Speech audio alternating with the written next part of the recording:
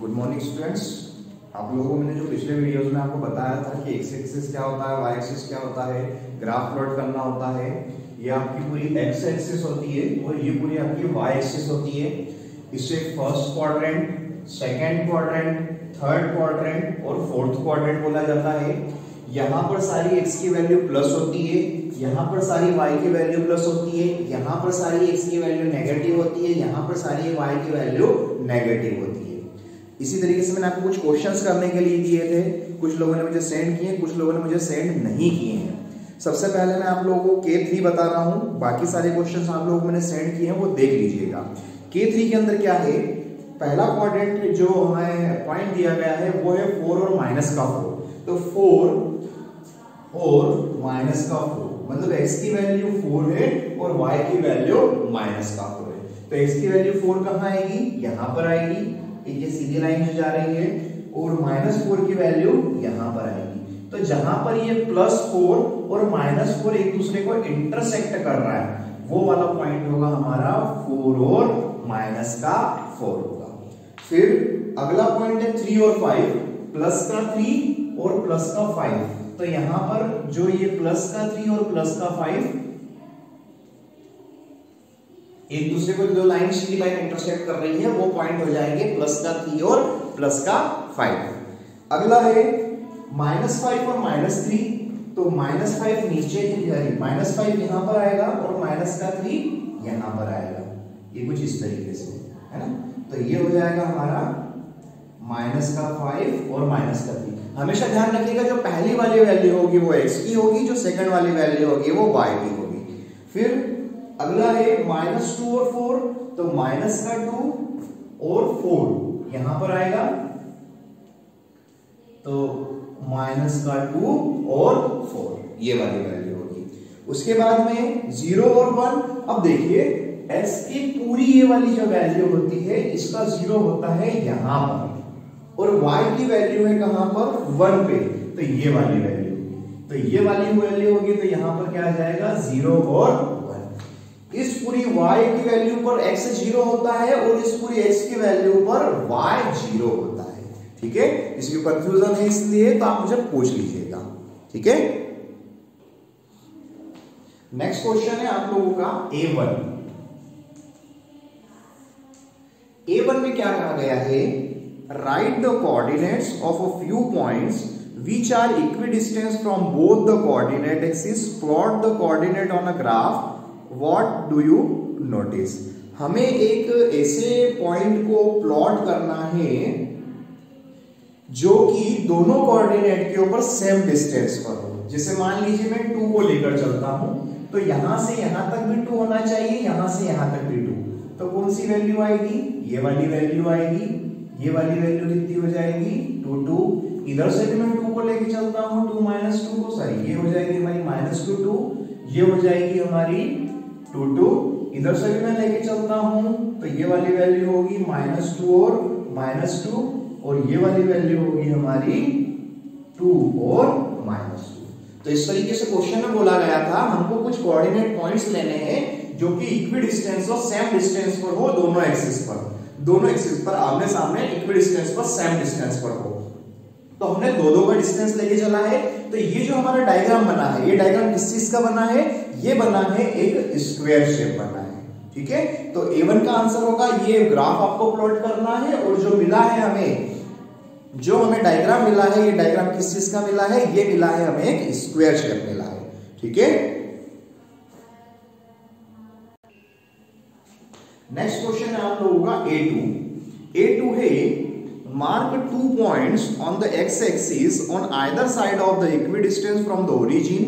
Join the 2 points with any point on the y-axis. Identify the figure obtained. हमें कोई भी 2 points लेके चलने हैं जो कि ओरिजिन से सेम डिस्टेंस पर हो और सेम एज आपको y एक्सिस से पहले लेके चलना है जो कि कोई भी एक सेम डिस्टेंस पर हो। तो देखिए इस टाइप के कैसे बन सकते हैं, mark 2 point on the x axis. कोई से भी 2 पॉइंट हम मार्क कर लेते हैं x एक्सिस पे, एक तो मान लेते हैं 2, दूसरा मान लेते हैं 4। इसी तरीके से हम यहां पर भी मान लेते हैं 2 और यहां पर भी मान लेते हैं 4। तो सबसे पहला तो यहां से यहां पे आएगा आपका एक पॉइंट ये आएगा, इसको अगर मैं इससे करूंगा तो एक पॉइंट ये आएगा, मतलब मेरे जो पॉइंट होंगे आपको नीचे डिस्क्राइब कर देता हूं। 2 2 और दूसरा होगा 2 4 होगा। तीसरा मैं लेके चलता हूं, जैसे 4 लेके चला तो एक हो जाएगा 4 2 और दूसरा हो जाएगा 4 4, मतलब सेम डिस्टेंस पर होगा। ये इक्वी डिस्टेंस और किसी भी एक साइड में होंगे।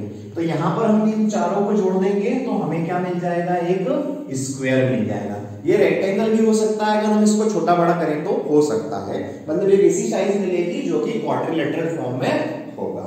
इसी तरीके से जो नेक्स्ट क्वेश्चन है, नेक्स्ट क्वेश्चन में बोला है कि आपको x एक्सिस पर और y एक्सिस पर दोनों both coordinate mark 4 point on the both coordinate axis on either side of the equi distance from the origin, join the 4 points and identify the figure. अब यहां पर हमें क्या करना है कि ओरिजिन से सेम साइड पर, जैसे मान लीजिए मैंने यहां पर 3 ले लिया, यहां पर 3 ले लिया, यहां पर 3 ले लिया और यहां पर 3 ले लिया, ऐसे 4 पॉइंट हमको नोट करने हैं। और 4 पॉइंट नोट करने के बाद में हमको क्या करना है, यहां पर इन चारों को मिला देना है।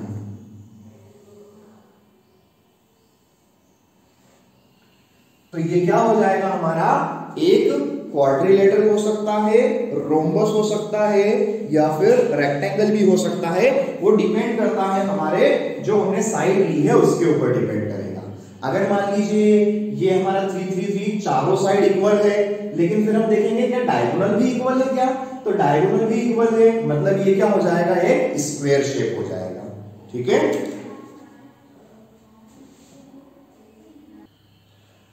नेक्स्ट क्वेश्चन है हमारा A4।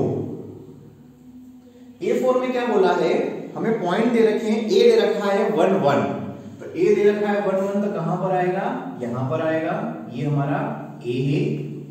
फिर B दे रखा है 1 5, तो B दे रखा है 1 और 5, तो ये हो जाएगा हमारा B। फिर C दे रखा है 3 5, तो C दे रखा है 3 5।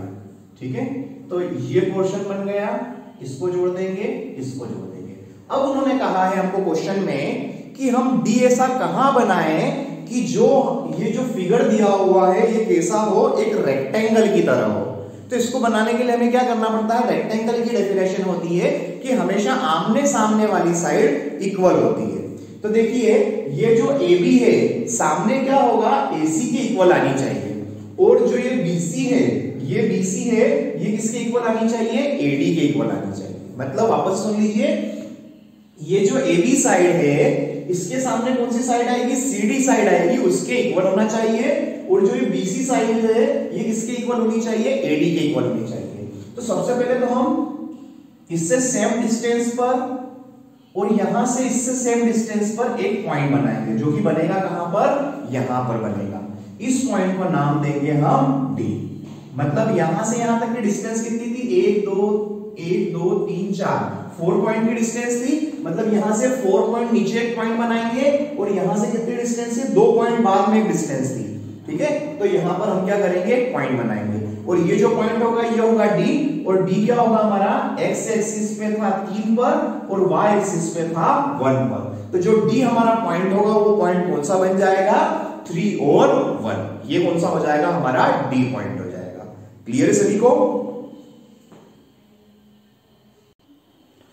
नेक्स्ट क्वेश्चन है आप लोगों का A5। A5 में क्या दिया हुआ है हमें, मार्क पॉइंट ऑन P 3 0, तो 3 और y क्या है, 0 है। तो मैंने आपको बताया था x एक्सिस पे y हमेशा 0 होता है और y एक्सिस पे हमेशा x एक्सिस पे y 0 होता है और y एक्सिस पे हमेशा x 0 होता है। तो यहां पर हम सबसे पहले क्या करेंगे, हमें जो पॉइंट बोला गया है, पहला पॉइंट है हमारा 3 0, तो 3 0 मतलब x पे बनेगा इस जगह पर, ये होगा हमारा पॉइंट, कौन सा होगा, 3 0 पॉइंट होगा ये वाला। ठीक है, उसके बाद बोला गया है 0 5 मतलब इस पे बनेगा, क्योंकि x इस पे 0 होता है, ये बनेगा कुछ इस जगह पर 0 5। ठीक है, उसके बाद में दिया है -3 0, तो -3 0 यहां पर बनेगा, और अगला दिया गया है हमें क्या, 0 और -5, 0 और -5 यहां पर बनेगा। इसके बाद में इन तीनों पॉइंट को जोड़ दिया जाए,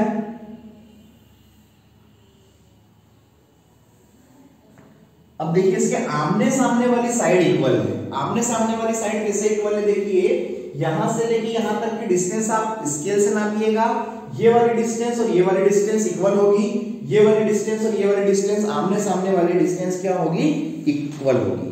तो यहां पर क्या हो जाएगा, जो हमारी इसकी डायगोनल है, तो डायगोनल तो अलग अलग आ रही होगी। आप यहां से यहां की लेंथ नापिएगा, जो आएगा वो उसका आंसर होगा। लास्ट में आपको नापने के बाद में इसको स्केल से नापिएगा और लिख दीजिएगा कि ये हमें जो मिला है ये एक रेक्टेंगल की तरह है, जो आमने सामने वाली साइड अगर इक्वल आ रही है, और अगर चारों साइड इक्वल है तो ये रोम्बस भी हो सकता है या फिर क्वाड्रिलेटरल भी हो सकता है। तो रोम्बस कैसे होगा कि आमने सामने वाली साइड इक्वल है, चारों साइड इक्वल है, लेकिन डायगोनल इक्वल नहीं है। अगर डायगोनल इक्वल हो जाएगी तो आपका ये क्या होगा, रेक्टेंगल होगा, सॉरी स्क्वायर होगा। और डायगोनल इक्वल नहीं, आमने सामने वाली साइड और डायगोनल इक्वल है तो रेक्टेंगल होगा। अदरवाइज अगर डायगोनल इक्वल नहीं है तो रोम्बस होगा। और रोम्बस होगा तो हमें क्वेश्चन में सिर्फ एक ही चीज पूछी गई है कि लेंथ क्या होगी डायगोनल की। तो यहां से लेके यहां तक की लेंथ देख लेते हैं। जैसे मान लीजिए ये पॉइंट था हमारा P, ये था हमारा Q, ये था हमारा R, ये था हमारा S। तो डायगोनल कौन कौन सी होगी, डायगोनल होगी P से R तक और Q से S तक होगी। तो इसकी डायगोनल की इक्वल कितनी होगी, देखिए 1 2 3 4 5 और 6। तो यहां पर हम मान लेते हैं इसको सेंटीमीटर में, तो 6 सेंटीमीटर, और यहां पर 1 2 3 4 5 6 7 8 9 10 आ रही है। तो ये मान लेते हैं हम 10 सेंटीमीटर। तो दोनों की डायगोनल इक्वल नहीं है। आप इसको नाप के देखिएगा तो ये क्या हो सकता है, रोम्बस हो सकता है। ठीक है, यहां पे आप लोगों की जो एक्सरसाइज नंबर 10.1 कंप्लीट होती है। नेक्स्ट लेक्चर में हम लोग 10.2 स्टार्ट करेंगे। ठीक है।